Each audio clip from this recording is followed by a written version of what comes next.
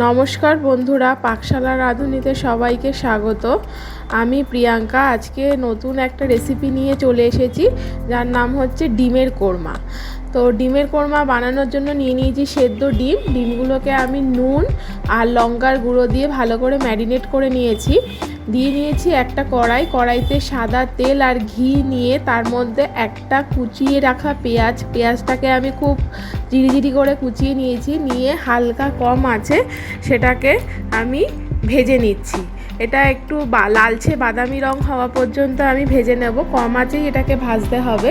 ভাজা হয়ে গেলে আমি পেঁয়াজটাকে তুলে নিয়ে ওই তেলের মধ্যেই দিয়ে দেবো আরও 1 চামচ পরিমাণ ঘি।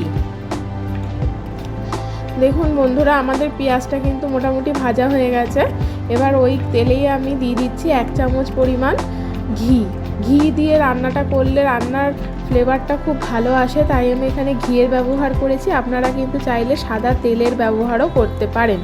তো এখানে আমি ঘি দিয়ে দিয়েছি। ঘিয়ের মধ্যে দিয়ে দেবো গোটা গরম মশলা।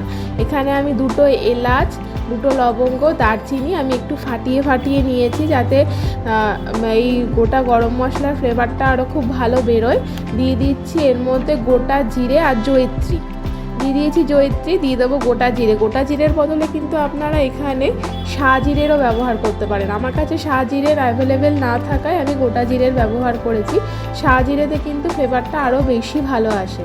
তো এই গোটা মশলার অ্যারোমাটা বেরোলে আমি এর মধ্যে দিয়ে দেবো ওই ম্যারিনেট করে রাখা ওই ডিমগুলোকে আমি এর মধ্যে একটু নেড়েচেড়ে হালকা লাল করে ভেজে নেব। আমি এখানে ম্যারিনেট করা ডিমগুলো দিয়ে দিচ্ছি।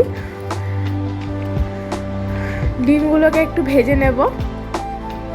আপনারা আমাকে জানাবেন আমার রেসিপি আপনাদের কেমন লাগে, বা আপনারা বাড়িতে কোন রেসিপি আমার ট্রাই করেছেন আমার চ্যানেলে দেওয়া যে রেসিপিগুলো তাদের মধ্যে। তো ডিমগুলো ভাজা হয়ে গেছে। এবার দিয়ে দিচ্ছি 2টো পেঁয়াজ বাটা। আমি এখানে পেঁয়াজটা গ্রেট করে নিয়েছি। আপনারা কিন্তু মিক্সিতে পেস্ট করেও নিতে পারেন। তো গ্রেট করে যে 2খানা বড় মাপের পেঁয়াজ আমি এখানে ভেজে নিচ্ছি। পেঁয়াজটা ভাজা হয়ে গেলে আমি এর মধ্যে দিয়ে দেবো 1 চামচ পরিমাণ আদা বাটা, দিয়ে দেবো 1 চামচ পরিমাণ রসুন বাটা, দিয়ে এই মশলাটাকে পেঁয়াজের সাথে ভালো করে কষিয়ে নেব।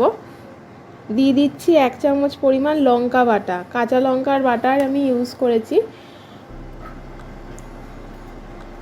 এই রেসিপিটা যেহেতু কালারটা একটু সাদাটে ভাবই হয়, তাই জন্য আমি এখানে কাঁচা লঙ্কারই ব্যবহার করেছি। আপনারা শুকনো লঙ্কার ব্যবহারও করতে পারেন, সেক্ষেত্রে রঙটা একটু লালচে ধরনের হবে।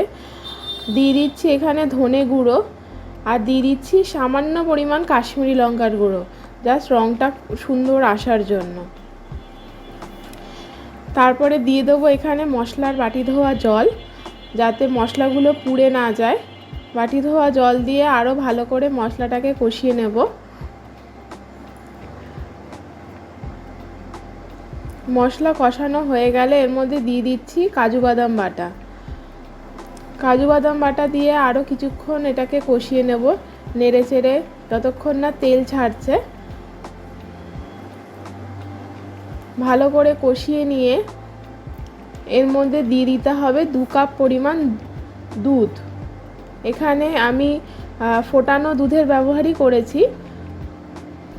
এই রান্নাটা কিন্তু জলের ব্যবহার হবে না, দুধেই এই রান্নাটা আমি করব।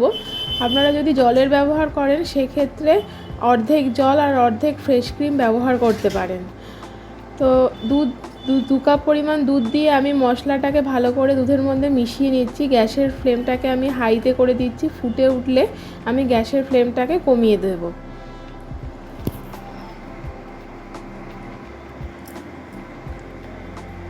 ফুটে উঠেছে, এর মধ্যে আমি দিয়ে দেব সেদ্ধ করে যে ডিমগুলো আমি ভেজে রেখেছিলাম, সেই ভাজা ডিমগুলো এক এক করে আমি এর মধ্যে দিয়ে দিচ্ছি।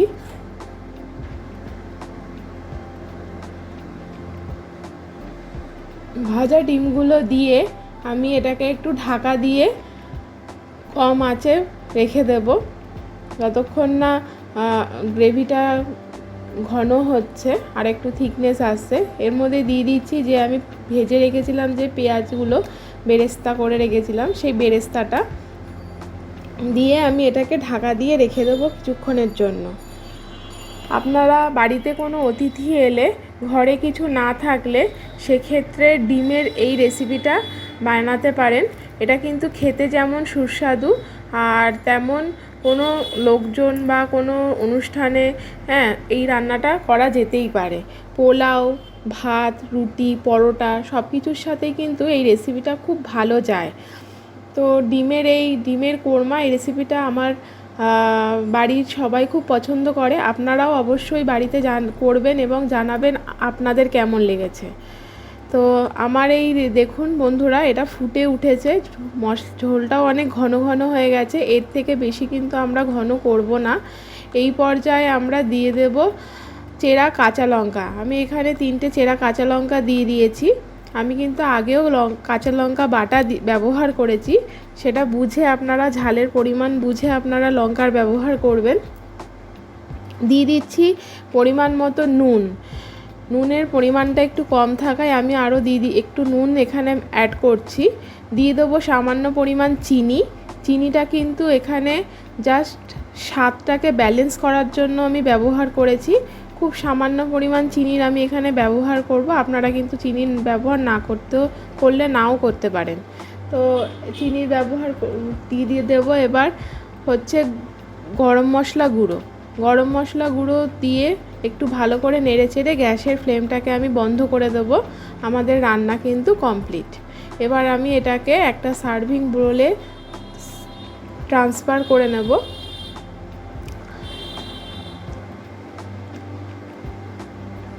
একটা সুন্দর বেশ ডিমের কোরমা রান্না হয়েছে।